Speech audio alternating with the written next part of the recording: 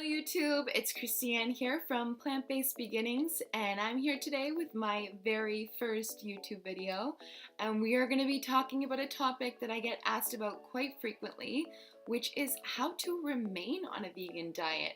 A lot of people start out eating plant-based and they go a few weeks, they're feeling pretty good, they're loving it, and then slowly, maybe after a few months, maybe even a year, they find themselves slipping back into their old habits.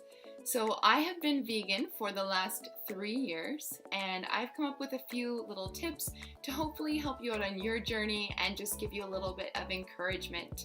So my first tip today is to find your why. Why did you go vegan in the first place? This is going to help you so much just staying connected with that ultimate goal. So for me, it was all around environmental reasons, but for you, it could be something completely different. Some people have switched their lifestyle for ethics, and other people, it's more for the health benefits that they find from a vegan diet. So you really need to find your why and stay connected with this.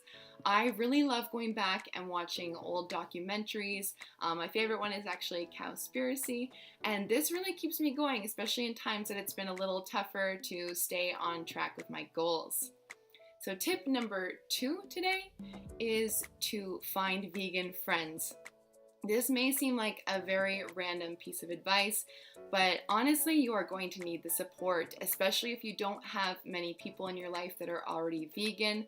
I know for me, I grew up in a family of farmers. We grew up raising cattle, and so they really didn't relate to me at all in that time, and I felt very alone. So it's really nice if you can find some friends to connect with and hopefully share a few ideas and maybe come up with ways of talking with your family members that'll help you in your transition. Tip number 3 today is to do your research. If you do not feel good on a vegan diet, you are not going to stay with it. So you need to make sure that you are getting all your micronutrients. If you look online, you can find a ton of information today that will help you guide your food choices and know what is best for you so that you're feeling good and you can stay vegan forever. Tip number 4 is to not be so hard on yourself. Us vegans like to portray this perfect image, and honestly, we all know that we've slipped up a time or two, and I think that we need to stop trying to portray this perfect image to the world and just be real with everybody and know that we're all human. So don't be so hard on yourself. If you slip up, please do not go back to eating meat products and just stay with it. I promise you it is worth it in the long run. The final piece of advice I have for you is to veganize your favorite recipes.